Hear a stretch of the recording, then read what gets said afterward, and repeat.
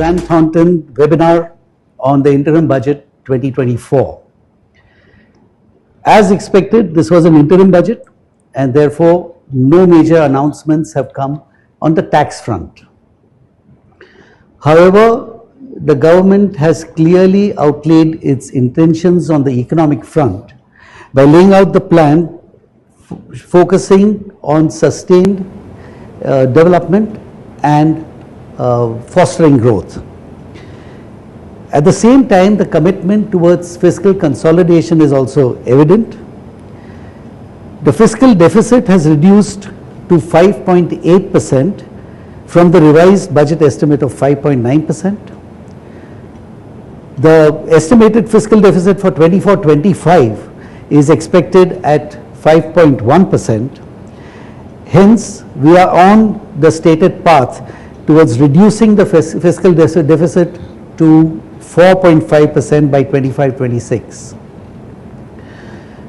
Over the last few years, India's growth story has been remarkable, despite some negative global headwinds.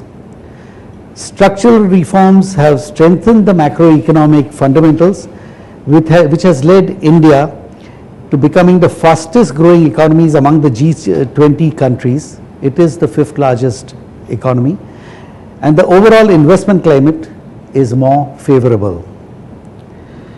India is expected to achieve a growth rate of above 7.3% in FY24, and the trend is expected to continue in the years to come, sustaining a growth rate above 7%. Although the IMF has published an estimated GDP growth of about 6.5%, the published numbers so far appear to support the achievement of 7.3%. The planned outlays announced reflect the government's continued focus on all key areas: infrastructure, aviation, railways, innovation and inclusion. The Viksit Bharat, or the vision of a prosperous Bharat in harmony with nature, with modern infrastructure and opportunities for all citizens, continues to be a priority. For now, there are only 4 castes for this initiative: women, poor, farmers and youth. The investments and schemes have been formulated to nurture and support these groups. We also learned a few innovative terms this time. GDP stands for Governance, Development and Performance. FDI stands for First Develop India. Now, coming to the tax front, as I said, there were no major proposals. The only changes are, one, on the direct tax front towards reducing litigation. Disputed demands up to 25,000 rupees will be waived up to financial year 2009-2010, and up to 10,000 for demands from 2010-11 to 2014-15. This will surely reduce the number of pending cases, though the overall impact on tax collections may not be material. Secondly, again on the direct tax front, sunset clauses have been extended on startups, on units established in IFSC, sovereign wealth funds, pension funds, etc., by 1 year up to 31st March 25. There has been a continuing demand by taxpayers that such extensions should be for longer periods for better planning, at least 5 years, but that has not been addressed. Another thing to be noted here is that while sunset clauses have been renewed, the lower tax rate of 15% for manufacturing industries has not been extended. This seems to be a miss, especially in view of the focus on Make in India. On the indirect tax front, the GST Council in the 50th Council meeting had recommended to make input service distributor, that is ISD, procedure mandatory with prospective effect. Accordingly, amendments have been proposed whereby as a facilitatory measure, as the registration will enable credit even for transactions subject to tax under the reverse charge mechanism. Another change in IDT has been additional penalty in case of non-compliance are proposed under the GST to discourage tax evasion. Now today, to discuss the various perspectives of the interim budget 23-24, we have with us an esteemed panelist who will share their invaluable insights. We have Dr. Jayjeet Bhattacharya. He is an eminent economist who is the founder and CEO of Xeron, President, Center of Digital Economy Policy. He is also on the board of various prestigious organizations and has also published various books. So welcome, Jayjeet. Thank you. Thank you. We also have Aditya Gupta, who is a chartered accountant, who is the head of tax function at Mondelez India Foods. He spent more than 12 years in consulting and has expertise in dealing with corporate tax issues, handling litigation, and devising strategies on complex GST and corporate tax issues. So welcome, Aditya. Thanks, Riyaz. Going on, Jayjeet, I'll first come to you. The recent report on the Indian economy stated that India is expected to become the third largest economy in the world with a GDP of $5 trillion in the next 3 years, and a developed economy or a developed country by 2027. How realistic is this? Do you believe that it is doable? So let's look at how India will become the third largest economy. Which are the fourth and third largest economy as of now? So India is the fifth largest economy. So Germany is the third largest, is the fourth largest. Japan is the third largest, and they've got 4 point something trillion as their GDP. Unfortunately, both of them have either zero or negative GDP growth. So they're not going to grow in the next 1 to 2 years in the foreseeable years. Whereas if you look at India, with roughly about $4 trillion, because by March we'll cross $4 trillion, we'll be powering at least 6 to 7% per year, if not higher than that. If we just do a simple maths, we will cross $5 trillion in the next 3 years, and that takes us beyond Germany and Japan. So that's under normal circumstances, where it's ceteris paribus, everything else being equal, there's no other earth-shaking action that happens. But the situation that India is in, which is a healthy economic growth we're having, a lot of bullishness we're having, a lot of investments lined up, it's a hard-earned situation. We are actually in a very troubled water that we're operating in. We've got a good ship, but operating in a troubled water. What are these troubles that can really upset the apple cart? So if you look at globally, we are exporting roughly about $800 billion. By the end of March this year, we would have exported $800 billion. About half of them is merchandise, half of them is services. The moment we're talking about services, it's all getting challenged by something called AI that everybody is now aware of. At a very rapid rate, AI is getting into much of the services. We have seen big techs firing big numbers because these numbers are getting, or these jobs are getting replaced by AI. And therefore, there is no reason why much of the services imports that India is doing is not going to get challenged by AI. Do we have alternatives? Are we exporting AI as a service for that matter? Are we exporting computing as a service for that matter? We are still not there. The power consumptions required for such an effort are humongous. It will take us at least half a decade to reach that level. So clearly in the next 3 years, it can have an impact on what we're exporting, so that half of the exports does get challenged. Even in terms of merchandise, there is significant amount of disruption happening globally. We are seeing the disjointing of the East and the West, especially China and the rest of the world. We are seeing supply chains getting disrupted and threatened. Threatened because of wars, threatened because of piracy, and threatened because of local geopolitical issues. And therefore, these commodities can get constrained. So if the commodities don't reach India, which is the inputs, how are we going to export? And even if they reach, the cost will go up because the insurance cost goes up because of the threats during the logistics movement. Just because there is supply chain constraint, the cost will go up. It's a demand supply issue. If the cost of the inputs goes up, then clearly the manufactured products will also cost more. That then disrupts much of the business models around which these commodities and goods are built on, and so they will probably not sell. So there will be a diminished market that will be there. In addition, what's happening is because of this disruption, markets are closing down. They're becoming more and more protectionist. Europe is closing down in the form of saying, oh, we'll have some green taxation. Whatever is being imported, they must have a large amount of their production driven by green energy. These are all protectionist measures, garbed in whichever way. Similarly, US has put over 500% taxation on Chinese goods. It's also trying to make sure that there is a lot of goods being manufactured within US. So we are facing a lot of anti-dumping duties on Indian products. So India is facing these challenges in terms of market access. On the other hand, we have not changed our policy. So we are a free, open dumping ground for all those entities and companies and countries which are not able to sell their products anywhere else.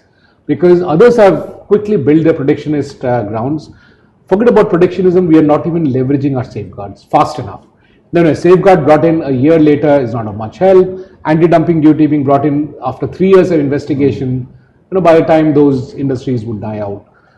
So those are a bunch of challenges coming from externalities, which is markets closing down, market access not being given, technological challenges, but also internally, if you look at the local geopolitics that we are facing, as it is last year, we had a hiked budget of about 13% of our budget amount going to defense.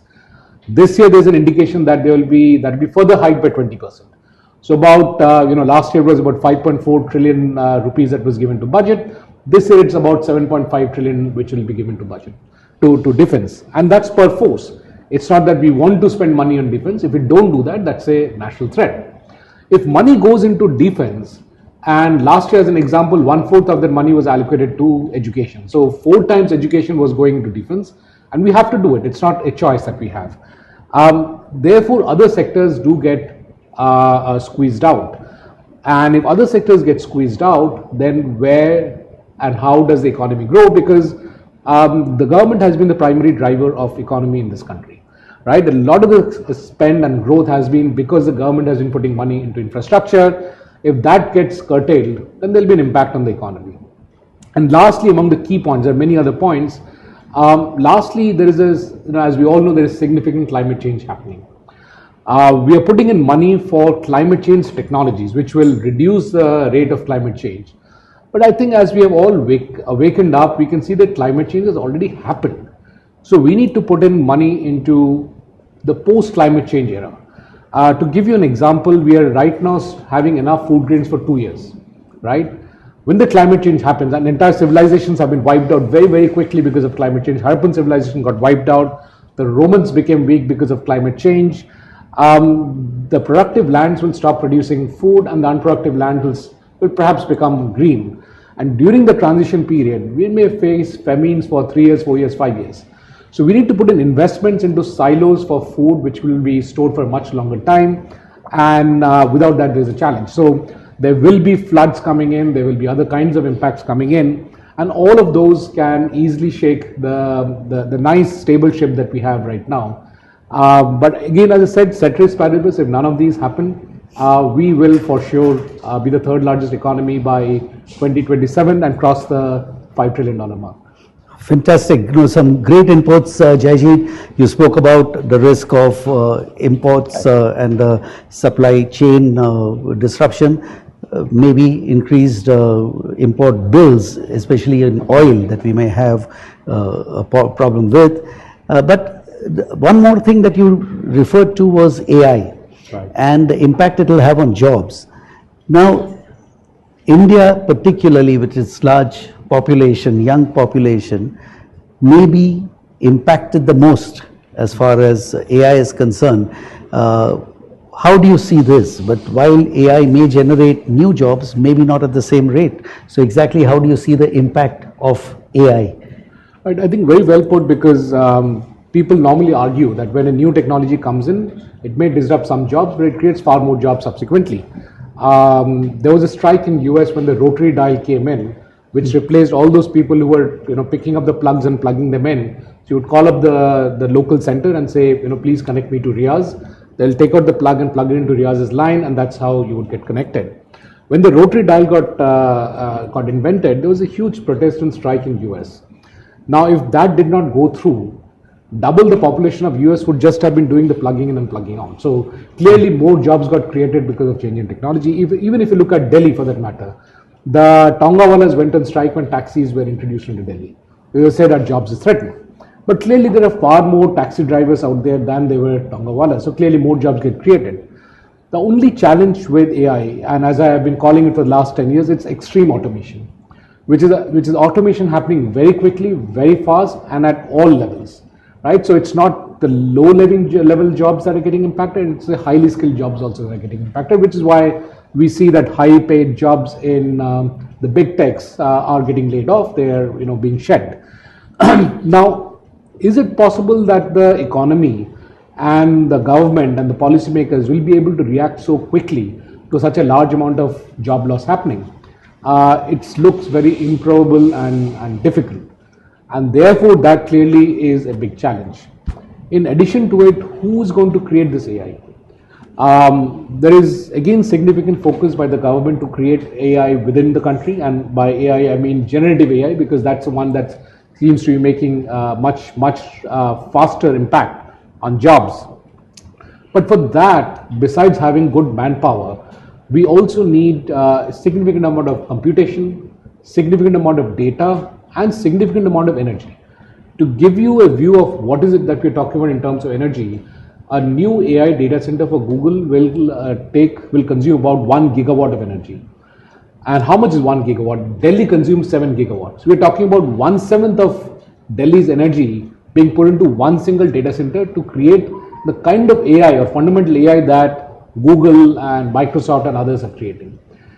It's a challenge. Why is it a challenge? Because from a policy perspective, the question will be, shall I divert this much of power to AI, which will benefit some people, or shall I divert it to the MSMEs who can then generate more jobs, do more manufacturing, contribute to the economy?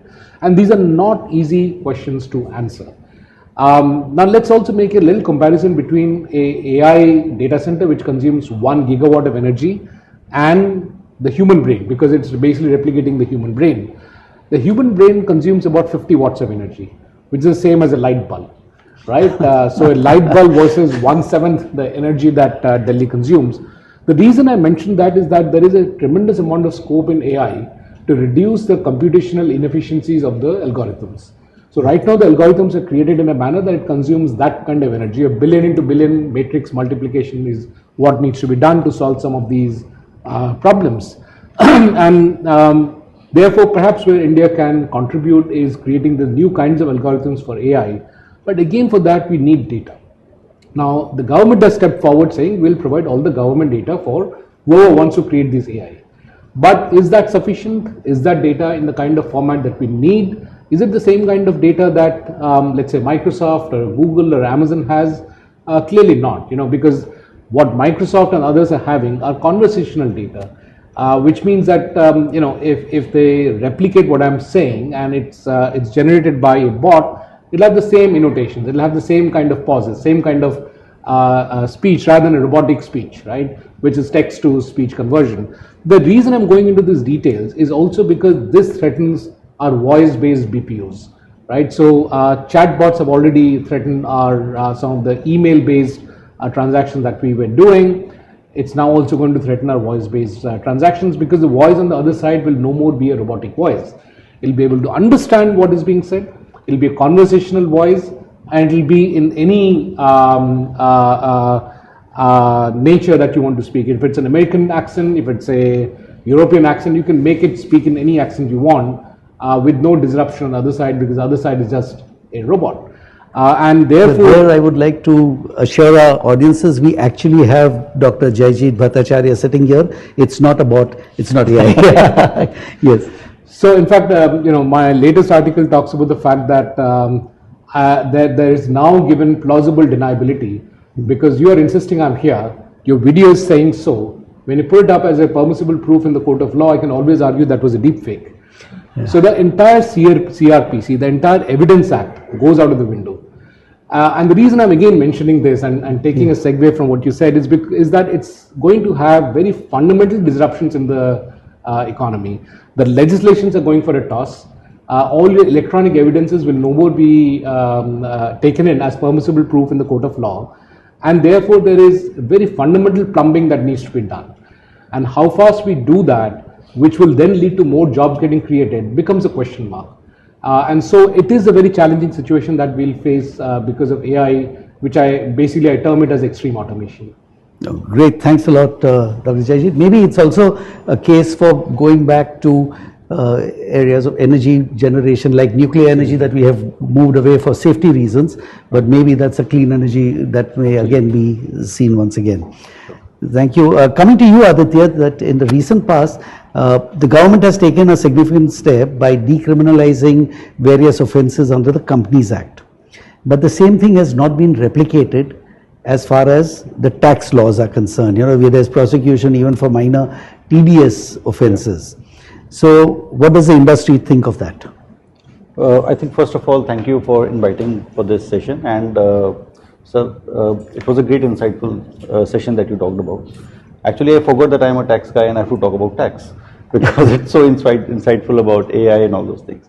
But yeah, coming back to the question, see, I think as I think I'll take clue from what he just mentioned about the what lies in terms of India's growth story and all those.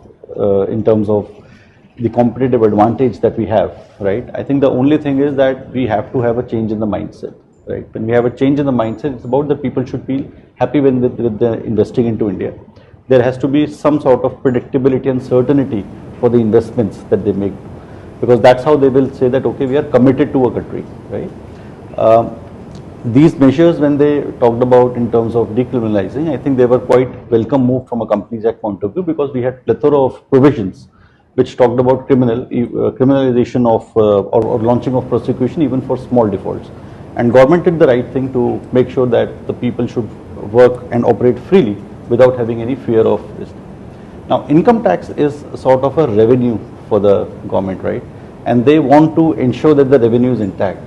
And the way TDS provisions operate, they are more like that they have made the corporates as well as the person who is going to collect the taxes on behalf of the government and deposit with the government. So they are acting as an agent for the government. Now, if the agent collects the money but does not deposit with the government, then obviously they would want to be looking at it in a very, very different lens and want to impose certain stringent measures to make sure that these things do not happen, because ultimately the government is deprived of their revenue through an agent. And therefore, I think the provision of prosecution, particularly for TDS as well as for GST provisions in certain cases wherein there are prosecutions, if you look at the theme of those measures, they all talk about that if you collect the taxes from somebody but you do not deposit to the government treasury. So you collect but you do not deposit, therefore you are making good from the government money. In that case, they are looking at the prosecution and launching prosecutions. Obviously, there were a lot of things earlier that even if you collect the tax, even if there is a delayed deposit, in those cases also there were prosecutions. But of late, what we have seen is that there's slight acceptance with the government authorities that, okay, you can do away with interest, right? We will not be launching prosecutions. But I think if you look at this provision, to my mind personally, I feel this is right. Because if you cannot collect money on my behalf and not even deposit to me, because I need to ensure that whatever I am asking you to collect, you are paying to me. So from that perspective, but what about errors in collection itself? See, the errors in collection is obviously there, that people sometimes miss, they do not collect, or they don't know the provisions. Obviously, in those cases, the prosecutions are not warranted, right? There has to be a genuine default. There has to be a mens rea if we really talk about. The mens rea is something which is seen when person collects and does not deposit, because there is a mentality that is involved that I am going to defraud you. But in the cases where there are genuine errors, obviously they do not warrant a prosecution in those cases. So there has to be some sort of line which has to be drawn in which cases the prosecution should be launched, and the cases where prosecution should not be launched. Obviously, it is not prosecution has a different annotation altogether, right? You have you go to the criminal code, there's a lot of brand, reputation loss, and everything is there, right? So nobody wants to get into that area. So government also has put up this measure to say that, okay, to not, but obviously these provisions should not be used blatantly by the government to launch prosecution, because they do impact the conducive environment of doing business.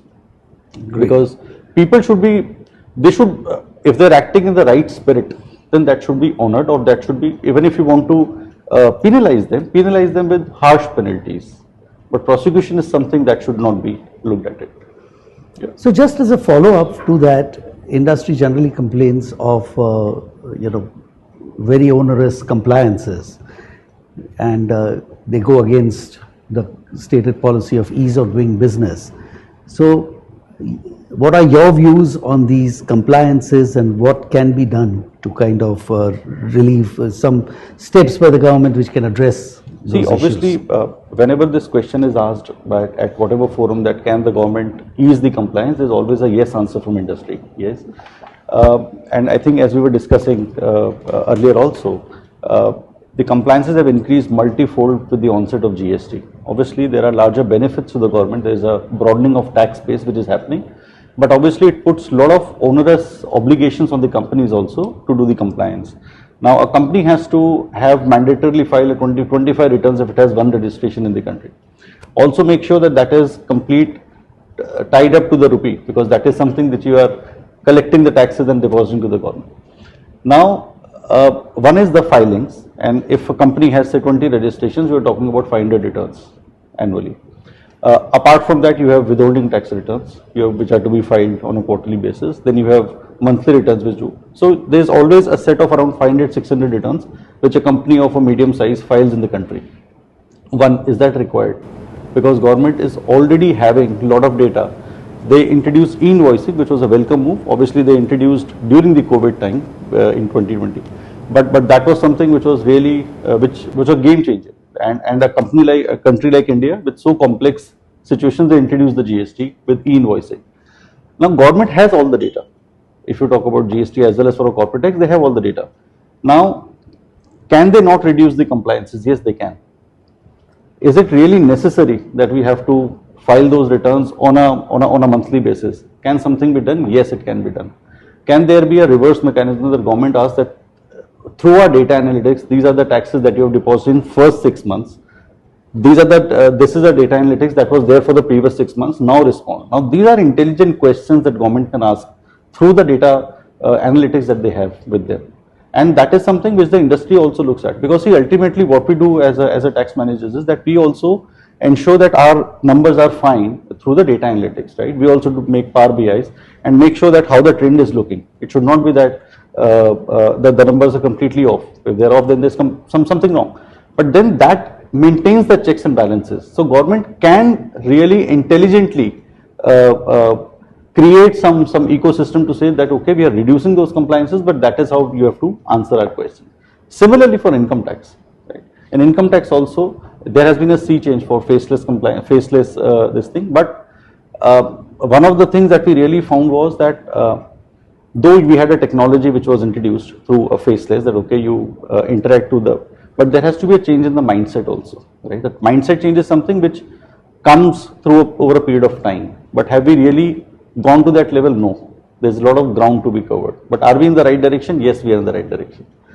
So I think those things are there which because if you talk to somebody externally, say even if you talk to your overseas folks, these are the 2-3 things that they talk about. That okay, oh, you have 500 returns in the country, you have got so much of tax filings, half of your team is totally engaged into that.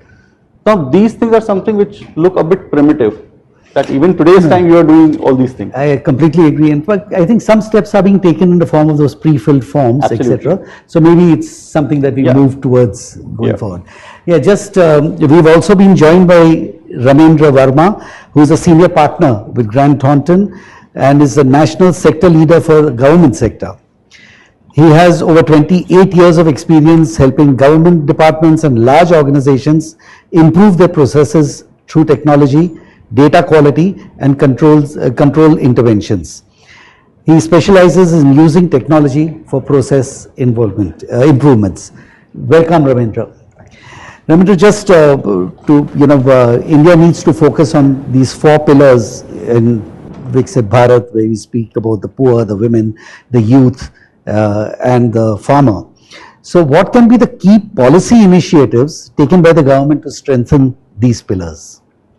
So I think the government is already on a path, and this interim budget it just gives the direction that it will continue on this path. So as far as the urban or rather the youth is concerned, the focus has been on the employment. Now there are various initiatives which they are thinking of generating employment. One of the sectors where the maximum multiplier is there is the tourism. So government intends to focus on the tourism where it creates more employment, and it has been talked about in this interim budget. Again, coming to the women part, I think we have had a case of almost 2 crores Lakpati Didis self-help group, which is at the lowest level at the villages where there have been some success for the government, and they have increased the target from 2 crores to 3 crores. And mind you, this is a very important thing because women in villages are the core to the development. It is something one can generate additional couple of percentage of GDP growth if one is to harness the manpower strength of the women folk in the villages. So that the focus there is something which is unique, putting that aspiration that will move from 2 crores to 3 crores. It is not only an economic empowerment, it is gender empowerment. It is the focus on the education of the kids.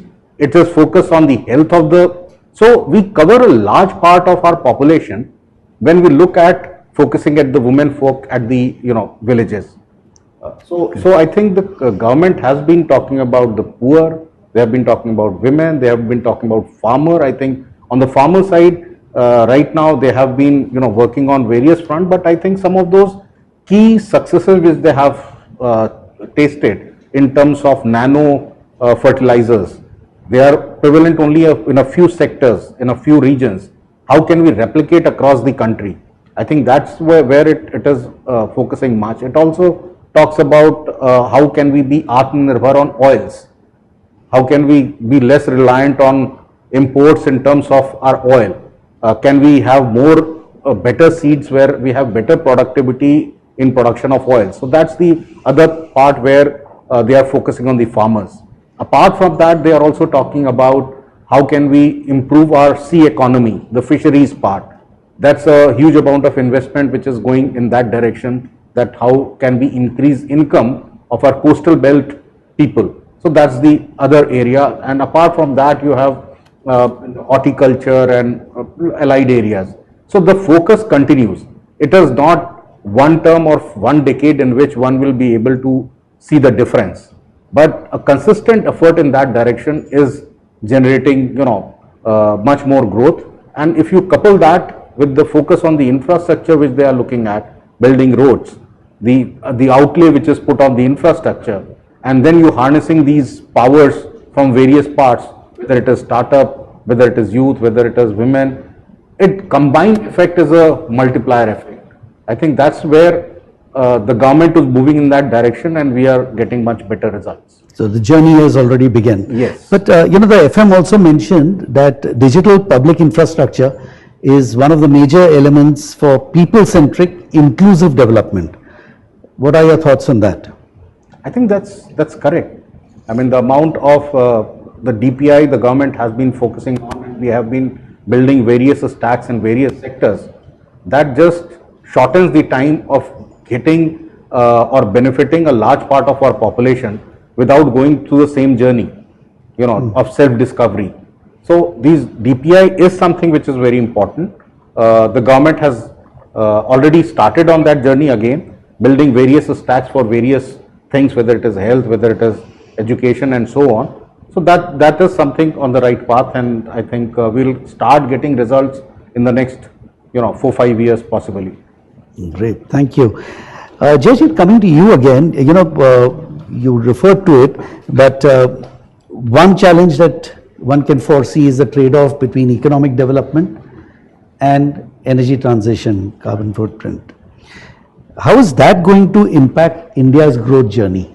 Any thoughts on that? So I think the energy transition story has been pretty much abandoned in Europe. The moment they got into this challenge of trying to source energy from Russia, that's not happening. All the coal-fired plants that were mothballed in Germany are back on track. Now the expectation is that developing economies such as India is supposed to throttle its growth for the sake of finding clean energy. That's not a valid expectation.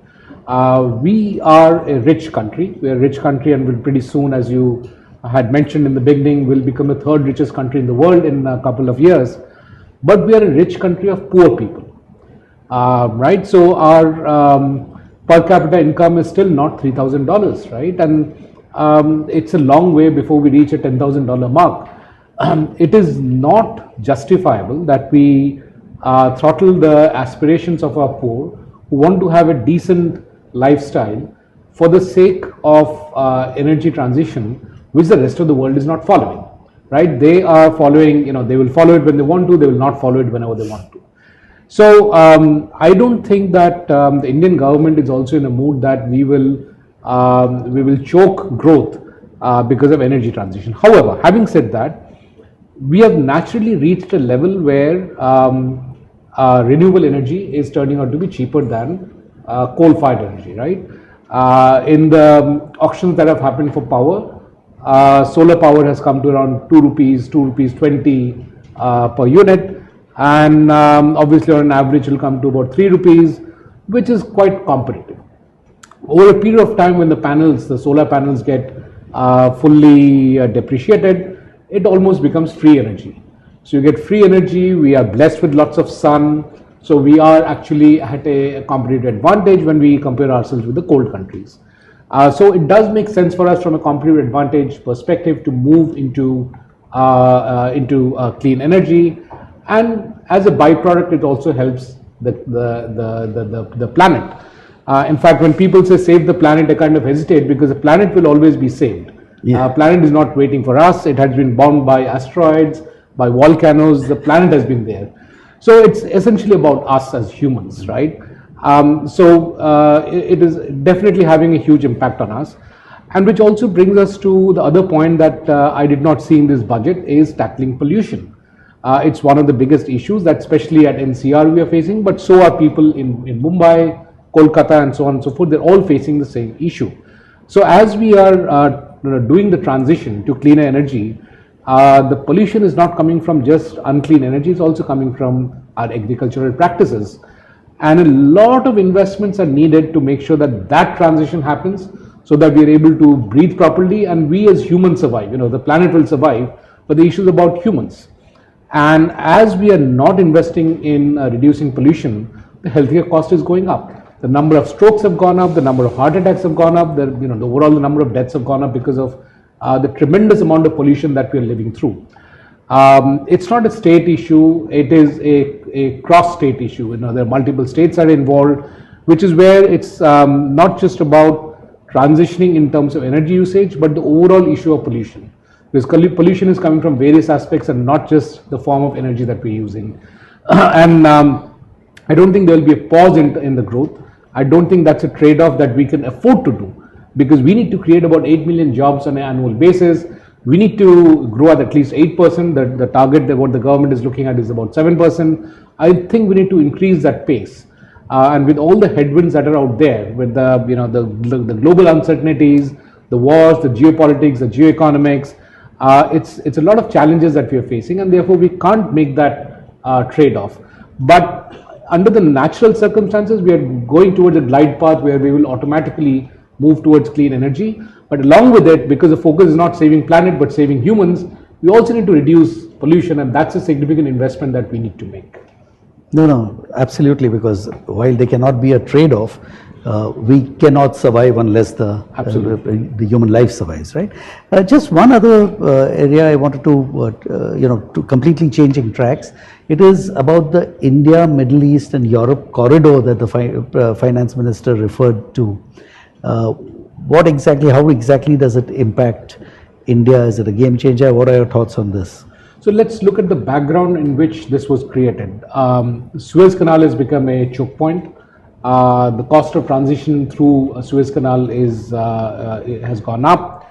And the other way of doing it is going around the Cape of Good Horn in Africa, which means, again, the cost of transit becomes much higher because you have to spend that much more time. The holding cost of goods becomes higher because in transit, it takes much more time. So all that money is getting locked up. Therefore, we had to have another way of reaching Europe. That's been a 1,000-year challenge. Typically, the challenge has been from the other way side, which is the Europeans trying to reach India. Now what we're trying to do is do it from both sides, although the idea came from India. And during the closing days of G20, this is something that got conceptualized, and very, very quickly that agreement came in through with all the stakeholders, and it was a natural step forward. It reduces the cost of transit of goods. It makes India more competitive. It also makes Europe more competitive. It's a win-win situation. It also makes all the countries in between much more prosperous because it'll go through UAE, they gain out of it, it'll go through Turkey and so on and so forth, through Greece and so on. Obviously, there are 3 points of loading and unloading that will happen that will still increase the cost, but not to the extent that that it becomes uncompetitive compared to going through the Suez Canal choke points or going through the Cape of Good Horn of Africa. So it's a great innovation, it's a great geo-economic innovation that has happened, and it's going to make all our commodities much more competitive in Europe. Having said that, we also had an initiative called the Chabar port in Iran, and it's something that Iran is quite unhappy about because it doesn't seem to have the kind of traffic that it was supposed to have. Now, that is not completely India's fault because Iran got caught up in the sanctions, and therefore the trade with Iran becomes a question mark. But the reason I'm bringing this up is that there was also a railway line that was built by the British, which went all the way from Turkey through the Middle East into Iran, into Pakistan, and just 10 kilometers away from the Rajasthan border. And that is one of the cheapest ways to do transportation. Now, clearly, we can't catch it from the Rajasthan border of Pakistan, but we can catch it from the Chabar port. And so we need not talk about trade in Iran per se, but we can use it as a transit, and you only have 2 points of loading and unloading if we go through that.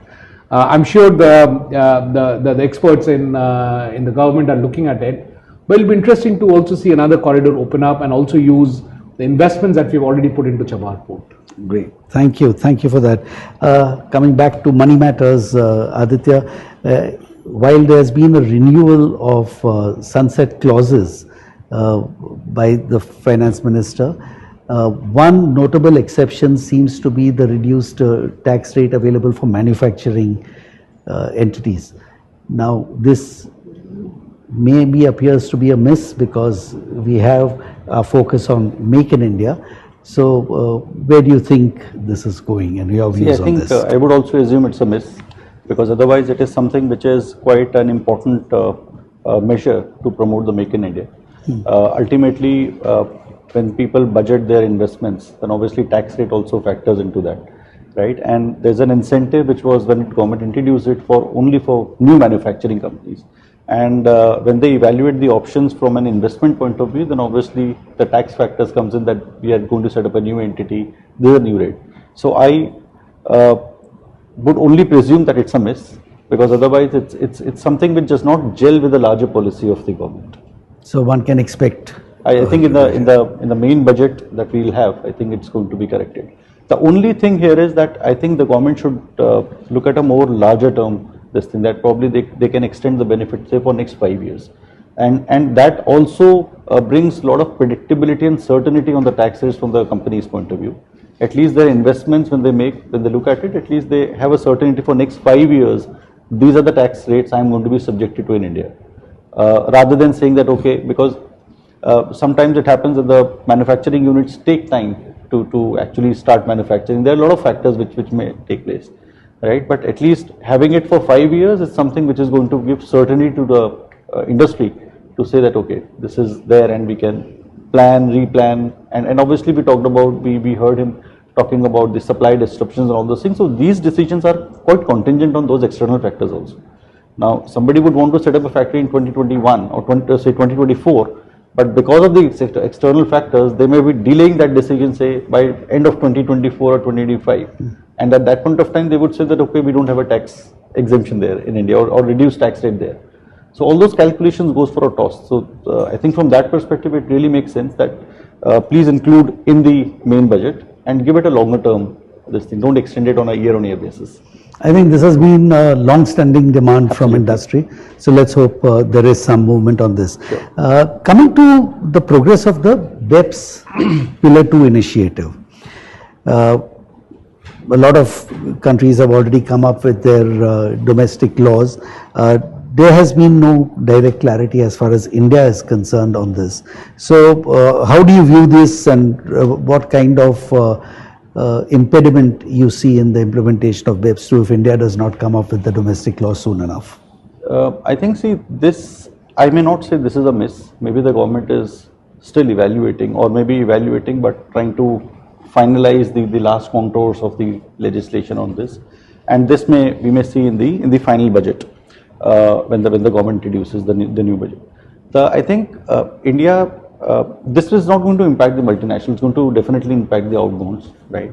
So there is a chunk of companies who are interested in knowing what is the legislation all about.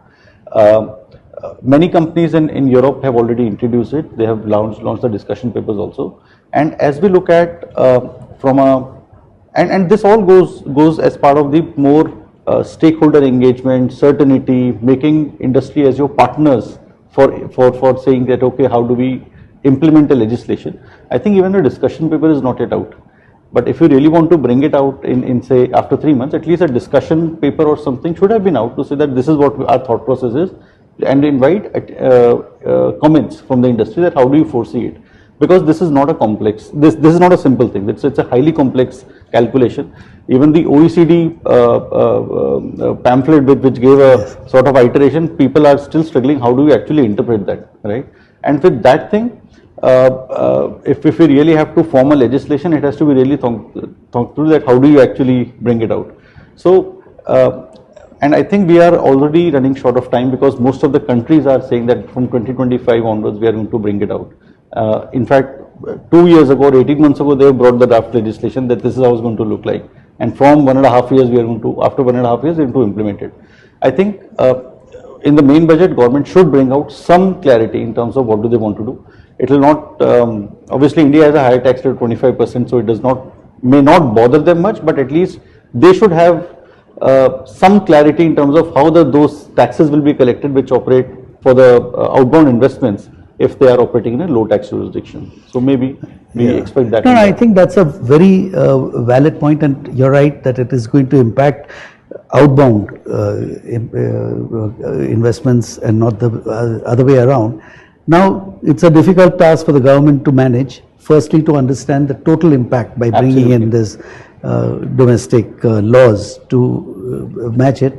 And on the other hand, it has to evaluate that if we don't come up with domestic laws, whether step-down subsidiaries will end up paying tax in another jurisdiction. So it's a fine act to balance, and I think the government is grappling with that at the moment. Ramendra, coming to you, you know, on the startup scenario, what can be really done to encourage the startups in India?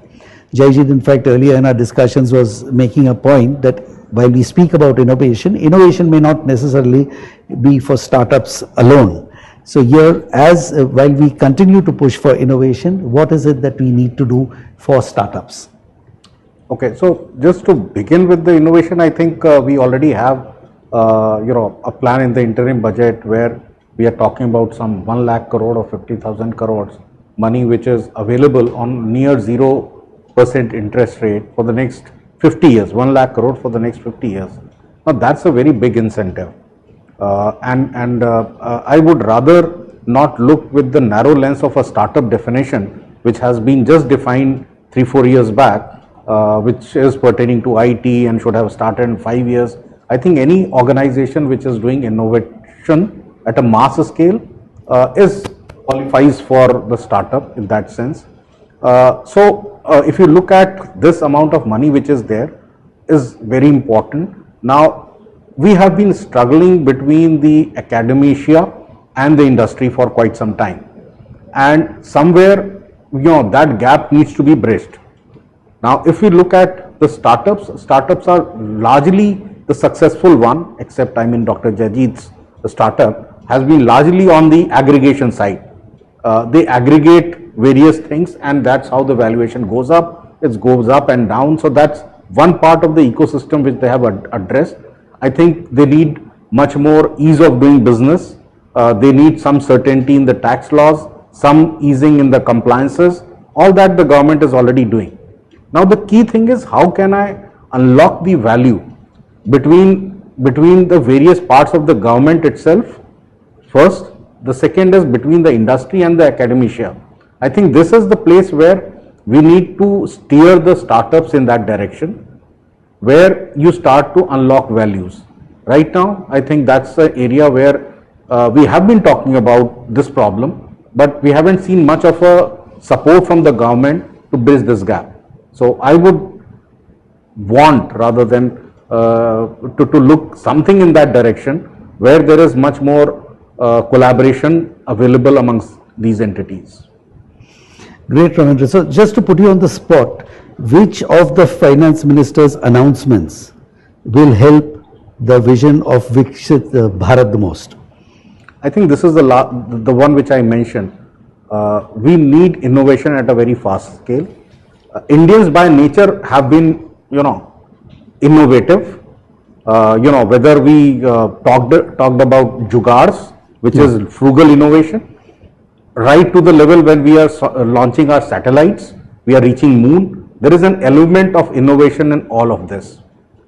We just need to nurture that innovation, nurture it in a sense that we are able to, give wings to the aspirations of various have-nots. I think we will be able to, reach there.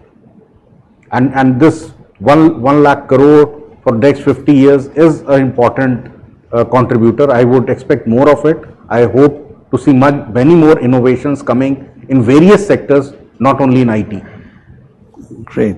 Thank you. Thank you. I mean, just following up on that question, when we speak about this particular, corpus for a 50-year loan, do you see challenges in implementing something like that and monitoring a 50-year loan? It is a large and humongous commitment. So how do you see it? I think your question is at the heart of the problem itself, is that there is public money and public money has to follow certain procedures, and rightly so, right? And when you put these procedures on top of money which is going to be invested into research, which by definition doesn't have a concrete outcome. In fact, it may have zero outcome, right? Because before we start doing something, we don't know whether that will work or not work. It becomes very challenging. Therefore, my guess is that there will be onerous requirements put on top by the time it peters down and comes down to the last level bureaucrat who has to implement it, because he has to do it the right way, following the GFR, following the extent processes, and so on and so forth. Now, once those processes are put into place, will it be worthwhile for the innovators to really go for the fund? Then becomes a question mark.